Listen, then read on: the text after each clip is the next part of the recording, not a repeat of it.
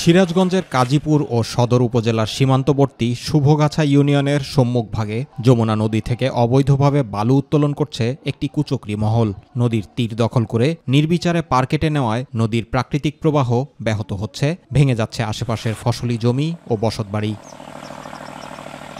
এতে মারাত্মক ভাঙন ও পরিবেশ বিপর্যয়ের আশঙ্কায় দিশেহারা স্থানীয়রা। সরকারি কোনো ইজারা ছাড়াই স্থানীয় ডান তীর রক্ষা বাঁধের ৩০০ মিটারের মধ্যেই চলছে এই বালু উত্তোলন। কৃষি জমিতে একটা আঘাত আসতেছে, প্লাস হচ্ছে বসত বাড়ি উঠে যায়, চলে যায়।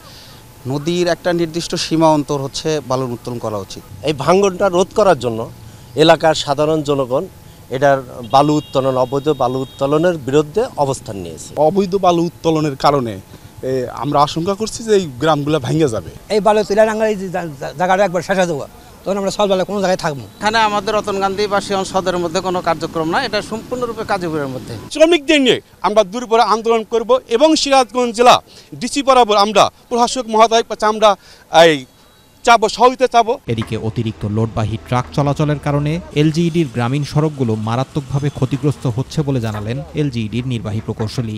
আমরা জানতে পারলে সাথে সাথে আমরা সংশ্লিষ্ট কর্তৃপক্ষকে জানাই, থানা এবং প্রশাসনকে। এই জিনিসটা একটা চলমান প্রক্রিয়া, আমরা যেখানে খবর পাই আমরা সেটা কমপ্লেইন আকারে সংশ্লিষ্ট কর্তৃপক্ষকে দিই। খোঁজখবর নিয়ে যথাযথ ব্যবস্থা নেওয়ার আশ্বাস দিয়েছেন উপজেলা নির্বাহী অফিসার ও জেলা প্রশাসক। 19 তারিখে এসে জয়েন করেছি, প্রায় 10-12 দিন হলো আর কি। নির্বাচনী ট্রেনিং গুলোর কারণে অনেক ব্যস্ত সময় যাচ্ছে। আশা করি নভেন্বরের মিডের পরে, নভেম্বরের 10-15 তারিখের পরে এই বিষয়গুলো আস্তে আস্তে একটা করে ডিল করতে পারবো আর কি। না কোথায় কোন উপজেলায় না আমি পাই নাই, আমার জানা নাই, আমি দেখতেছি। তাহলে স্থানীয়দের দাবি, প্রশাসন অবিলম্বে অবৈধ বালু উত্তোলন ও নদী দখলের বিরুদ্ধে কঠোর ব্যবস্থা নেবে, রক্ষা করবে যমুনার স্বাভাবিক প্রবাহ ও পরিবেশ।